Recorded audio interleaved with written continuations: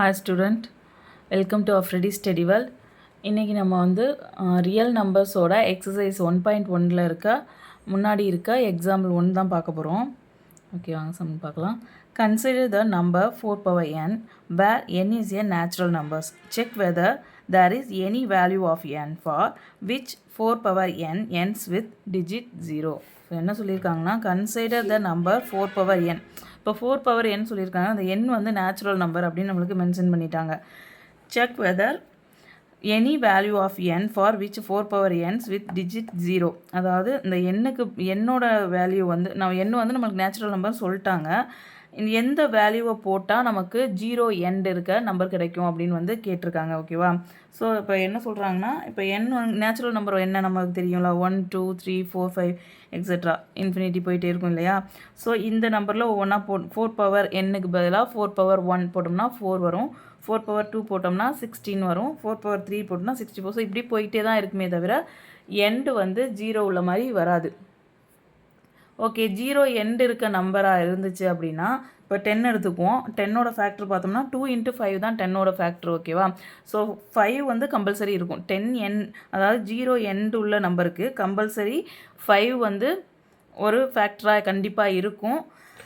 இதை எப்படி டீட்டெயில்டாக எழுதணும், இப்போ 4 வந்து எப்படி நம்ம ஃபேக்டரேஷன் 4 பவர் n இருக்கியா, ஸோ இதை எப்படி தான் நம்ம வந்து பிரித்து எழுதலாம் அப்படின்னா, இப்போ 4 இருக்குது, இந்த 4ஓட ப்ரைம் ஃபேக்டர் பார்த்தோன்னா 2 2s are 4, 2s are 4. So இது வந்து 2 × 2, அதாவது 2 ஸ்கொயர் அப்படின்னு எழுதலாமா? 2 ஸ்கொயர் ஹோல் பவர் n. அப்போ 2 பவர் n. ஸோ வந்து 2 தான் வருது இல்லையா?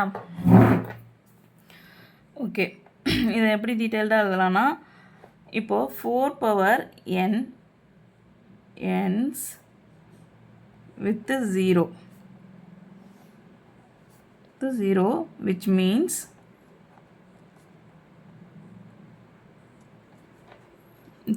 it is divisible by 5 இருக்கணும்.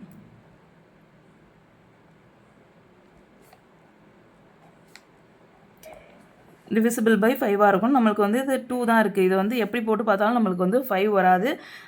0 எண்டாக இருக்கணும்னா கம்பல்சரி 5 வந்து ஒன் ஆஃப் த ஃபேக்டராக கண்டிப்பாக இருக்கணும். ஓகேவா? ஸோ வந்து நம்மளுக்கு இது வந்து 5 ஃபேக்டர் இல்லை, அதனால் there is 5 is not a factor of 4 power n. Okay,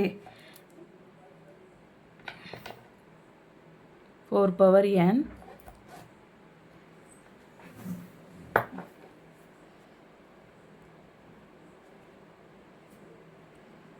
it will never end. Okay, it will never ends with 0. Okay, next எப்படி எழுதணும்னா, இது ஒரு இம்பார்ட்டண்டான பாயிண்ட்டு. அதாவது by fundamental theorem of arithmetic uniqueness, by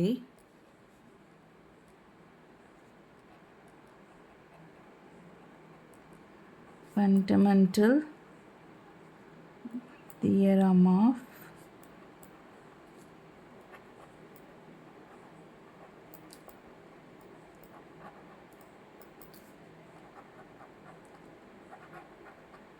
uniqueness. So அதாவது fundamental theorem of arithmetic uniqueness என்ன சொல்லுது அப்படின்னா, there is no other prime factorization of 4 power n. There is no other factorization of